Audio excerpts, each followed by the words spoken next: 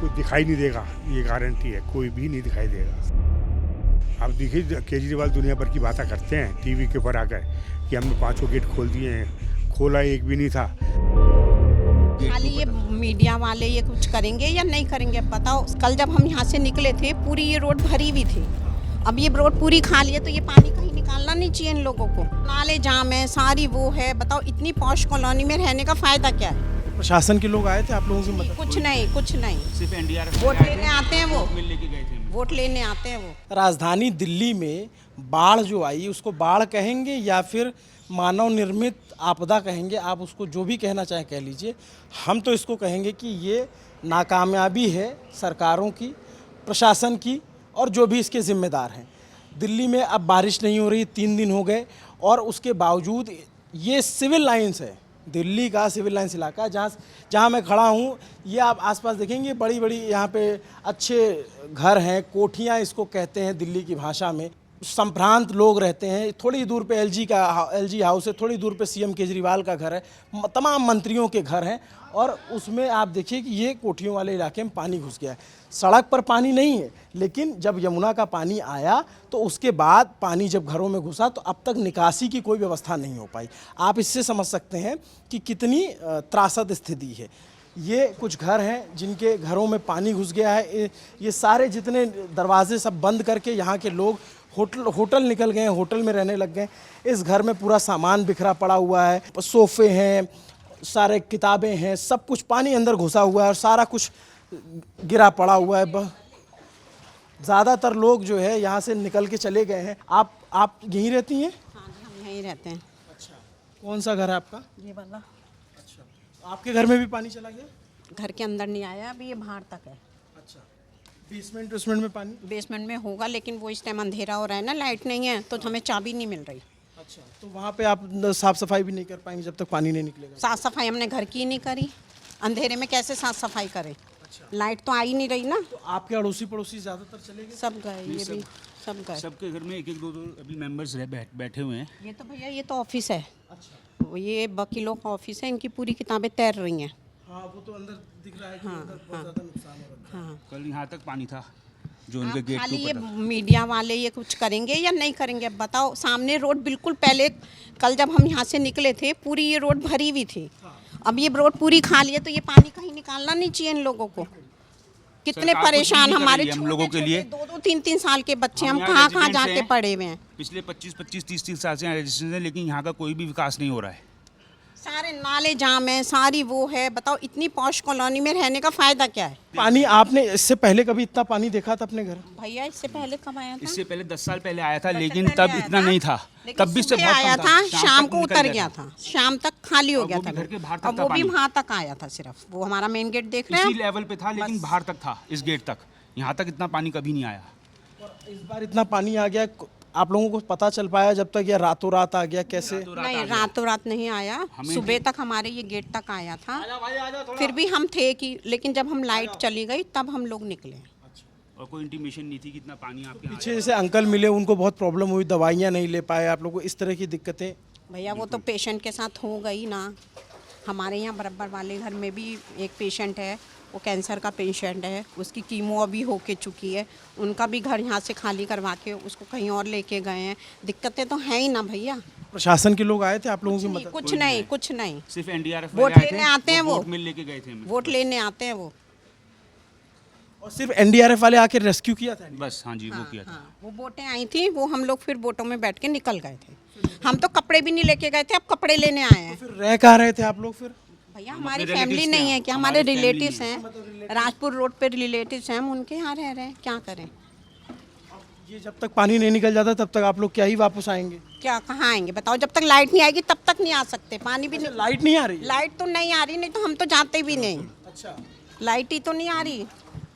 तो ये प्रॉब्लम इसीलिए है कि 3 दिन से, अच्छा पानी यहाँ पे पड़ा हुआ है तो लाइट आ नहीं सकती क्योंकि करंट लगने की संभावना रहती है। अब आप देखिए कि ये जैसे एक घर है, अब ये सब क्योंकि ये संभ्रांत लोग हैं, मैं पहले भी बोला कि लोग निकल करके चले गए यहाँ से अपना कहीं होटल में, कहीं रिश्तेदारों के यहाँ। लॉक ताला गेट पे लगा दिया गया है, लेकिन पानी को तो ताले से रोका नहीं जा सकता। अब ये सिचुएशन देखिए कि जो इनके हेल्पर हैं बस वही यहाँ पे हैं, बाकी लोगों को तो यहाँ पे रखा नहीं गया। और अभी तक आपने देखा होगा बाढ़ में उन इलाकों की तस्वीर देखी होगी बहुत सारी जगहों पे, जैसे आपको लगा होगा कि सिर्फ किनारे के इलाके हैं, किनारे के लोग हैं, जो झुग्गी झोपड़ी में रहते हैं, गरीब लोग बेचारे, उनके वो परेशान है। ऐसा नहीं है, इस बार दिल्ली की बाढ़ ने सबको परेशान किया है, सबके घरों में पानी है। और आप अब यहाँ पे हम थोड़ा सीढ़ी पे आ गए तो अब देखिए यहाँ इधर आसपास जो है बहुत सारे इस तरीके की कोठियाँ हैं, पॉश इलाके हैं, लोग रिक्शे से बाहर निकल रहे हैं, जा रहे हैं, सामान पहुँचाने के लिए जो हेल्पर हैं वो हैं। हम लोग किसी गंगा के खादर इलाके में या किनारे पे नहीं खड़े हैं, ये सिविल लाइंस का इलाका है, सबसे पॉश इलाकों में गिना जाता है। अंकल का घर यहाँ पे है और आलिश ज़रा इस पर आप चढ़ के दिखाइए कि कितना ज़्यादा पानी लगा हुआ है। यहाँ अधिकारी आ रहे हैं, बस देख करके चले जाते हैं, फ़ोटो खिंचाते हैं या फिर नावें आती हैं। कुछ लोगों को ऐसे रेस्क्यू किया गया था, बहुत जनों को किया है रेस्क्यू, फ्राइडे को हुआ है। अच्छा, फ्राइडे अभी आपकी गाड़ियाँ वाड़ी सारी डूबी हुई हैं? सब डूबी हुई, मतलब ये कोई पानी निकल गया गाड़ियों में से, पर सब डूबी हुई थी। ये कोई गाड़ी तो निकल ही नहीं सकती थी, पॉसिबल ही नहीं था गाड़ी निकलने का। जो वीडियो आपको देख रहे हैं ये कोई झुग्गी झोपड़ी या फिर गंगा यमुना के किनारे का इलाका नहीं, ये सिविल लाइंस का इलाका है। यहाँ पे बड़ी बड़ी कोठियाँ हैं लोगों के, पॉश इलाकों में गिनती होती है इसकी। और जैसे अंकल आपने क्या नाम बताया अपना? महेंद्र गुप्ता। तो जैसा इन्होंने बताया कि इनके घर में पानी घुसा और इनको निकलने का जब मौका मिला, बाद में भी कैमरे के पीछे बातचीत करते हुए भावुक हो जा रहे थे कि ये दवाइयाँ नहीं ले पाए अपनी। क्या बीमारी है आपको?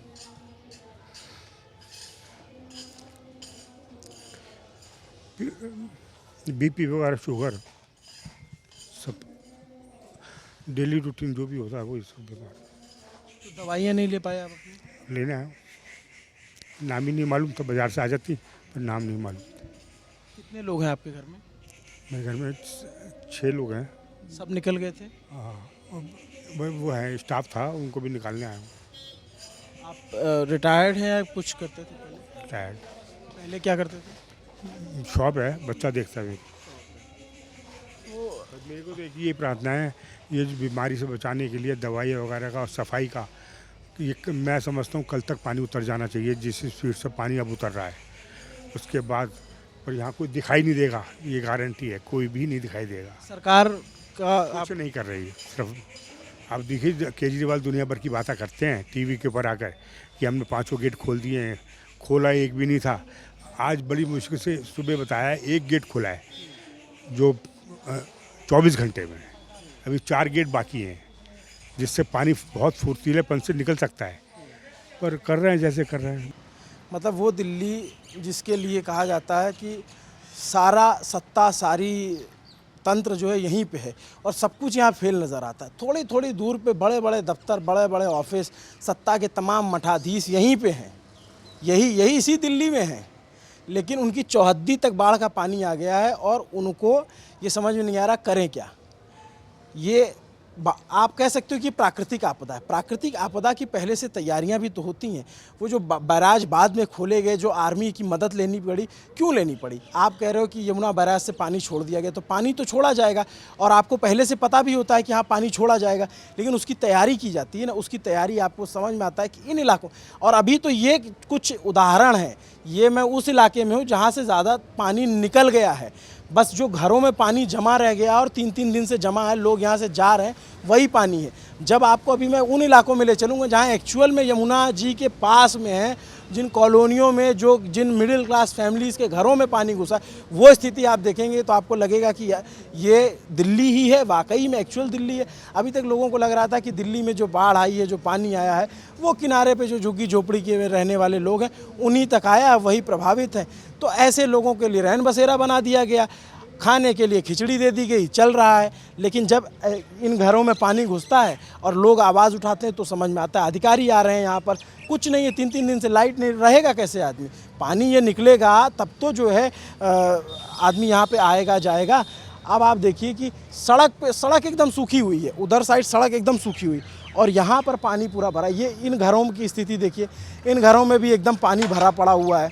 तो ये ऐसी स्थिति में गाड़ियाँ डूबी हुई हैं, जो घर डूबे हुए हैं, जिनके घरों में पानी घुसा हुआ है, ये पानी कब निकलेगा कौन बताएगा?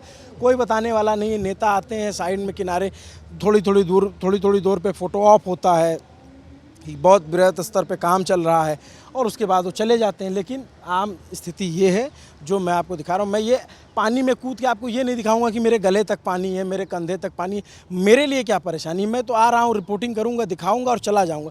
जो एक्चुअल रहने वाला है उससे आप पूछिए। जो बुज़ुर्ग मिलते हैं, जो रोने लग जाते हैं, जो भावुक हो जाते हैं, जिनकी दवा नहीं है, जिनके लिए खाने की समस्या हो गई है। और खैर चलिए कि ऊपर वाले का दिया, इनके पास बहुत कुछ है, तब भी घर में पानी घुसना तो बहुत त्रासदी की बात है। आप इसको ऐसे समझिए कि आपके घर में पानी घुस जाए, किसी नेता मंत्री के घर में पानी घुस जाए, तब देखिए किस तरीके से होते हैं। पटना और बिहार की तस्वीरें, आपको ऐसी तस्वीरें नज़र आती थी जो इस साल दिल्ली में नज़र आ रही। दिल्ली, वहाँ का प्रबंधन ख़राब माना जाता, तो दिल्ली के प्रबंधन को क्या कहा जाए। मेरा नाम है अभिनव पांडे, मेरे साथ कैमरे के पीछे हैं आलिश। दिल्ली की जो बदस्तूर बदहाल हालत है उसको मैं ऐसे ही दिखाता रहूँगा। देखते रहिए ललन टॉप। आपका बहुत बहुत शुक्रिया। कोशिश करूँगा जितना सेफ रह करके मैं जितना आपको लोगों की दुख दर्द पीड़ा को समझा सकता हूँ, उसको पूरी कोशिश रहेगी दिखाने की। शुक्रिया।